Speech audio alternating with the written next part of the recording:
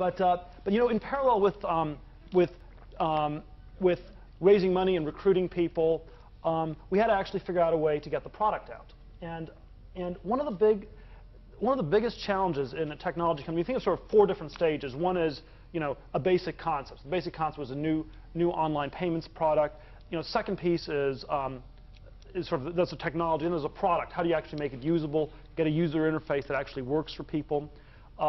Third question is, how do you actually get customers? So let's assume you have a great product, great new technology, but there's also a question: how do you actually tell people about it? How do you get customers? And then the last question is, how do you actually make money, which we weren't even worried about at that time. But the third question was a really challenging one. Was how do you get customers? And the 2 basic models at the time in Silicon Valley were: number one, you do advertising, and it was costing more and more and made less and less sense. I remember driving from Palo Alto to San Francisco one day. There were about 28 billboards on the highway, and the cost had gone from $10,000 a month for a billboard in '97 to $25,000 a month in '98 to $100,000 a month in '99. And I remember looking at them, and most of them you could see for about 6 to 10 seconds, and you couldn't understand anything it said. And that was one of the more cost-effective types of advertising one could do.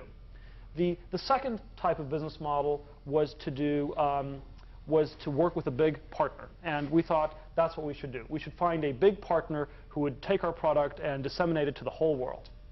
And one of the people at the company, Jack Selby, had managed to figure out. We were 22 people at this point in September of '99.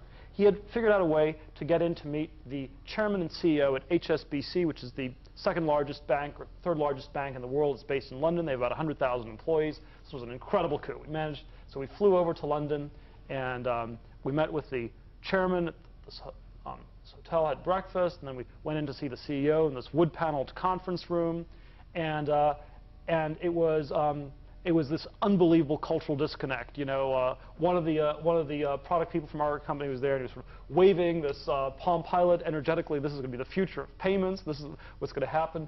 And the sort of mid-level executives who were there with the CEO told us that yes, they had just started advertising on television. And what did we think of that? Wasn't that really technologically advanced?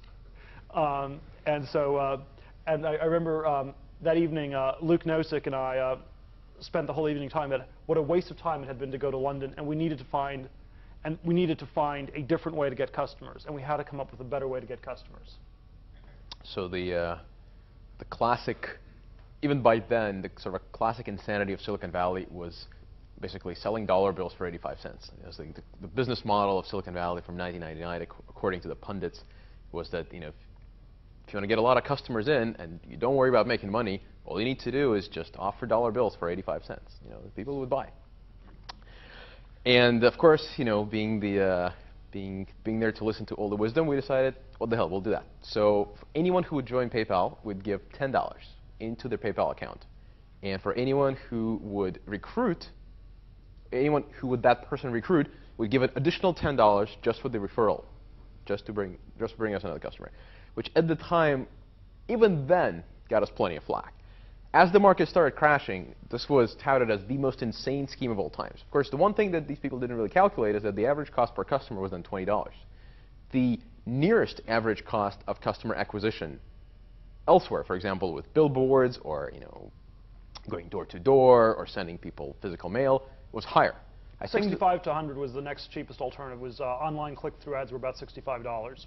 Right. So basically, it was pretty clear. So yes, the internal rationale was it might be crazy, but everyone was crazier, so we would outlast them all.